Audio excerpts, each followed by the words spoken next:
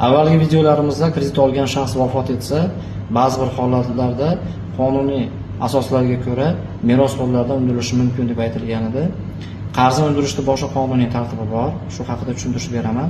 Birinchi navbatda kredit shartnomasi tuzilgandan keyin qarzni undirish garovga qaratiladi. Agar mulklar garov sifatida qo'yilgan bo'lsa va garov shartnomasi tuzilgan bo'lsa, undan keyin kafilda undiriladi, kafillik shartnomasiga asosan. Bundan tashqari qarz sug'urtalangan bo'lsa, sug'urta kompaniyasi tomonidan ham qoplab berilishi mumkin. Shundan so'nggina agar merosxo'r merosni qabul qilgan bo'lsa, uni zimmasiga o'tadi. Shuning uchun qarzdor vafot etsa, darhol merosxo'r to'laydi degani emas. Kreditor, ya'ni bank yuqorida aytilgan barcha choralarni ko'rgandan keyingina ushbu huquqlardan foydalanishi mumkin. Ya'ni ushbu norma O'zbekiston Respublikasi Fuqarolik kodeksining 1177-moddasida ko'rsatib o'tilgan.